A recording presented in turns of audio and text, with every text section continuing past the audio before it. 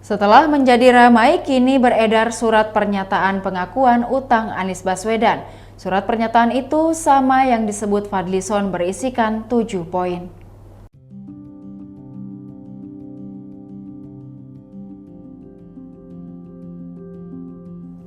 Dalam surat tersebut, Anies Baswedan meminjam uang untuk kepentingan kampanye dengan total senilai 92 miliar rupiah dalam 3 tahap kepada Sandiaga Uno dan pihak lainnya.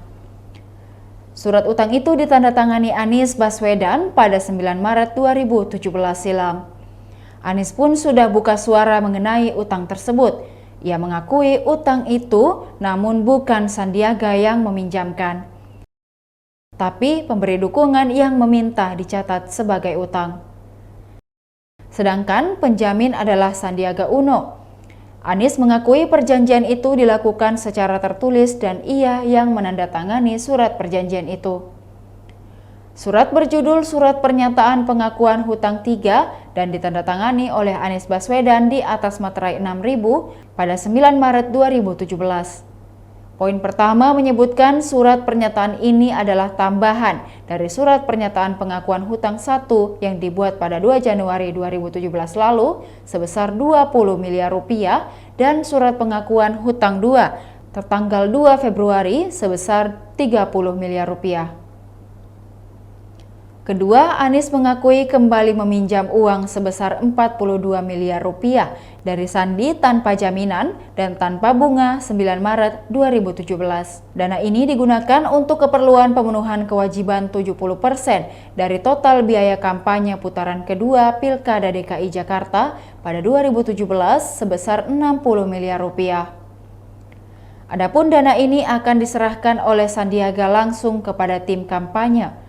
Ketiga, Anies mengakui bahwa total jumlah dana pinjaman 1, 2, dan 3 adalah sebesar 92 miliar rupiah.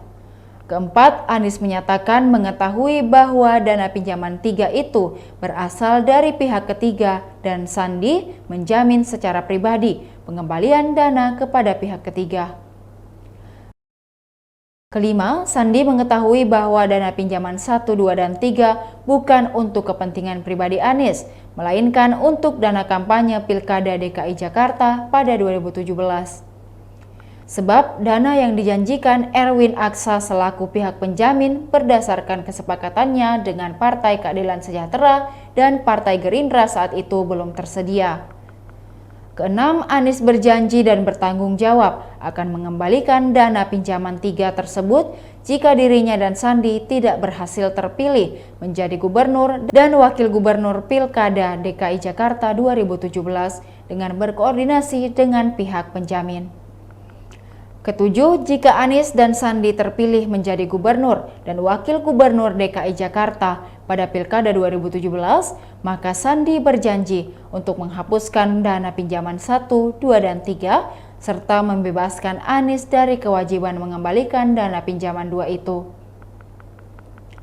Adapun mekanisme penghapusan dana pinjaman 1, 2, dan 3 akan ditentukan kemudian melalui kesepakatan antara Anies dengan Sandi.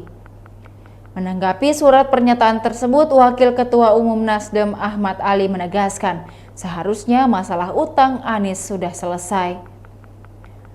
Karena Anies dan Sandiaga berhasil terpilih sebagai gubernur dan wakil gubernur DKI Jakarta. Demikian Tribun Hot News kali ini, saksikan berita lainnya hanya di kanal YouTube dan Facebook Tribun Timur. Terima kasih sudah nonton, jangan lupa like, subscribe, dan share ya!